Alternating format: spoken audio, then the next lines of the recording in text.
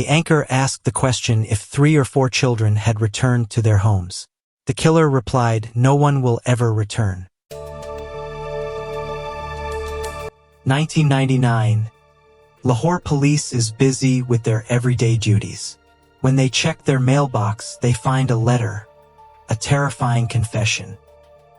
"My count ends at 100. My mission is complete here. My message will reach the whole world. I will make hundreds mothers cry. I will send their children to the next world, without shrouds, through the gutters."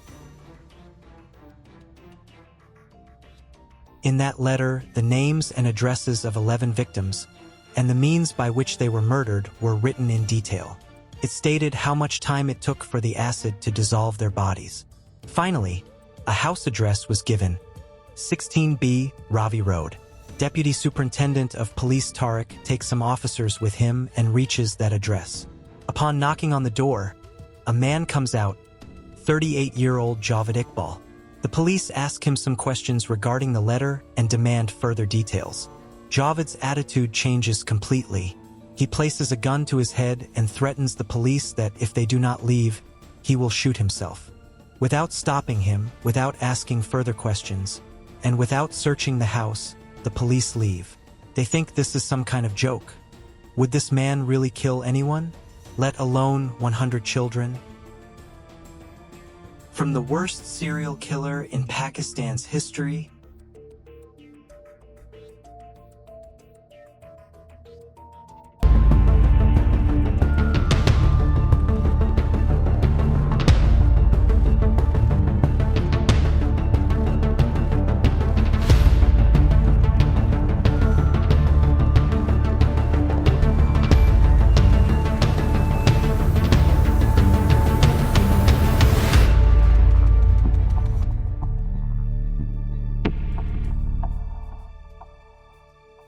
a packet arrives outside the Daily Jang newspaper office, which is handed over to Jamil Chishti, who was the chief crime reporter at the time.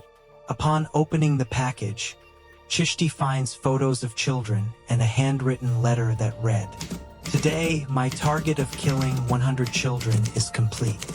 With this, you will find photos of all those children. Who are they and from where? I want you to tell the world through your newspaper what I have done. I am giving you my diary. It is the complete confession of my 100 murders. If you go to my house, you will find all the proof. When you find out what I have done, the whole world will be shaken." Two possibilities appeared before Mr. Chishti. Either someone was trying to frame Javed, or he had actually committed these crimes. Without wasting time, he reaches the house, but there is a lock on the door. Mr. Chishti scales the wall and enters. In front of him, he finds 85 pairs of shoes and a sack containing children's clothes. In another room, there are drums of acid, and a foul smell is emanating from them. When I open the drum, you cannot imagine my condition. There were chunks of flesh in it. My hands were burnt by the acid on the wall. He finds cards stuck up with various details written on them. I intentionally did not dissolve some bodies completely so that their photos could be taken. Through the newspaper, this news reaches the public, along with the names and addresses of 57 children. After this, a crowd of parents gathers outside that house. And they broke down in uncontrollable sobs when they recognized the clothes and shoes of their children. Javed Iqbal was on the run, and the biggest manhunt Pakistan has ever seen was launched.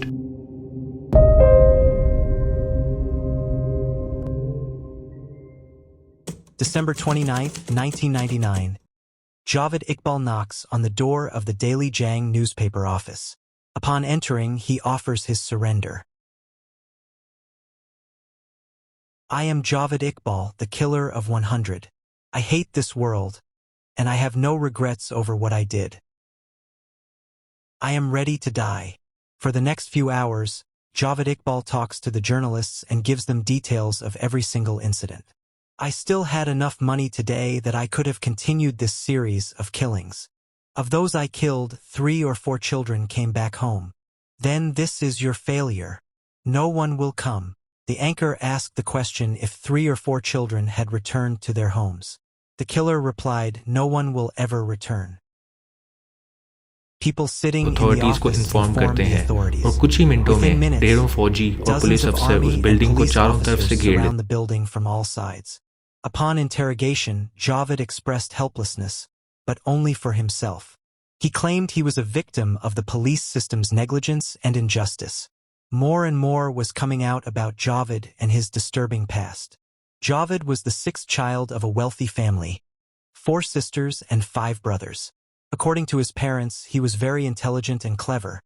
But due to constant comparisons with his siblings, severe aggression began to develop in him. With time, रात में he सबको started जगाकर creating एक trouble line for में his खड़े होने का family. कहता था। He would जावेद के often भाई wake के everyone up मुताबिक at वो night अपने and मन tell की them to चीज stand लेकर in a रखता था line. और अगर उसका According to बाप मना Javed's करे brother, तो खुद पर he used तशद्दुद to शुरू take कर his mother's things, and if his father refused him anything, he would harm himself. After passing out from Islamia College, Javed's father set up a steel/iron business for him. There, he mostly hired children because he had to pay them less salary. But there was another reason behind this hiring. Javed was a homosexual with pedophilic tendencies. He was sexually attracted to children.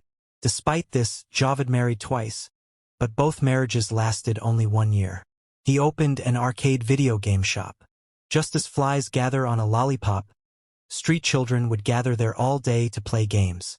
Javed took advantage of this opportunity.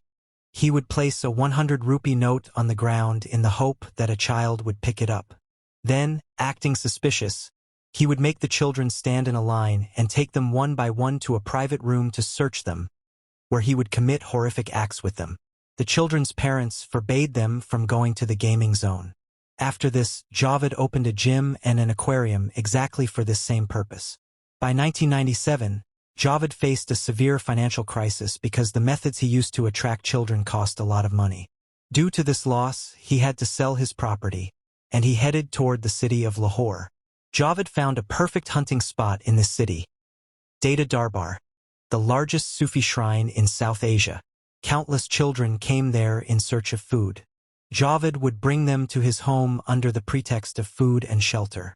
Furthermore, he met some children at bus stops who had run away from home. The biggest turning point in Javed Iqbal's life came when he brought an 18-year-old boy home from Data Darbar. Javed abused him severely.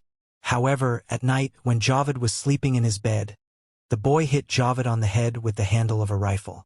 Screams were heard throughout the neighborhood. When the police arrived, Javed was lying on the floor, bleeding profusely from his head. After an inquiry, Javed was charged with rape, and the police beat him as punishment. Because of this beating, Javed stayed in bed for 22 days. Javed's family refused to pay his medical bills, but it was his mother who shed many tears for him. Clinical psychologist Akhtar Ali says that this incident brought out the monster inside Javed. Javed had never thought that violence and aggression could be used against him. Javed continued to run out of money, and debt forced him to move to a rental house. 16B Ravi Road, set for revenge. I was beaten so much that my head मुझे was इतना crushed मारा and I गया couldn't walk. कि मेरा sir I कुचल did दिया all of और this नाम in मुझसे चला revenge for गया। them. मैंने ये I सब will make उसके बदले में 100 किया mothers है। cry, मैं 100 माँओं just को as my रुलाऊंगा, mother cried for me. बिल्कुल जैसे मेरी This माँ gives मेरे enough लिए रोई थी। psychological explanation behind This gives Javed's evil actions. The revenge of one, taken out on 100 children. In May 1999, Javed begins his series of revenge. In just 147 days, 100 children disappear from the city. First, he would take photos of the children. Then he would feed them a good meal outside. After bringing them back home, he would commit heinous acts with them.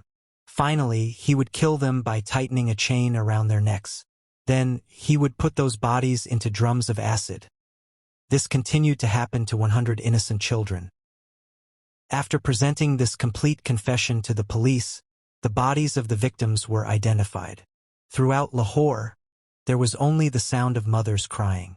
The roads began to look empty, and parents stopped their children from going to school. Out of 100, only 57 children could be identified by photos, because most bodies had completely dissolved in the acid. February 18th. Javed Iqbal was formally indicted along with his 3 accomplices. Sajid, who was sentenced to 686 years in prison, Nadim, sentenced to 186 years, and Sabir, who was only 13 years old, was looking at the next 42 years of his life in jail. Despite surrendering himself, coming to the Jang office, and giving the police a complete confession with proof, Javed claimed innocence in court. According to his claim, he only confessed so that the children living on the streets would get attention and be given a good environment. Later, Javed changed his statement again, saying that 20 people came to his house and killed those children, and he couldn't save anyone, and that he gave the confession with a knife at his throat. However, on March 9, 2000, he changed his story yet again. He told the court that actually no children were killed, and this was all a publicity stunt. The court rejected all 3 statements present. The burden of the entire country was on the head of Judge Allah Bakhsh Ranja. People would protest outside the court all day, raising their voices for justice. Javed was given a sentence that had never been given in the history of Pakistan. Javed Iqbal will be taken to Minari, Pakistan, and hanged with the same chain he used to kill the children. His body will be cut into 100 pieces and dipped in acid one by one. Hearing the announcement of this punishment, not only the whole country but foreign NGOs also became alert. The Interior Minister at the time condemned the punishment, saying it was a violation of human rights. Some foreign NGOs also arrived to support Javed. Javed Iqbal's defense lawyer started receiving death threats and had to resign. The punishment announced for Javed was now confirmed. As we are coming towards the conclusion of the story, we ended up having more questions than answers. October 9, 2001, inside the maximum security prison in Kot Lakhpat. It was reported that Sajid made a noose out of his shirt and committed suicide. But after further investigation, it was found that the CCTV cameras were off from 10 p.m. to 2 a.m., and the guard was asleep during that time. Both criminals dying in the same way and at the same time leaves us viewers with the suspicion. Did they really take their own lives, or were they killed? More than 20 years have passed since this event, but the trauma of those children's parents is still fresh. The reasons behind this case and its impact cannot be underestimated. Horror, brutality, and violence still ring in the public consciousness, while also raising many questions for the department.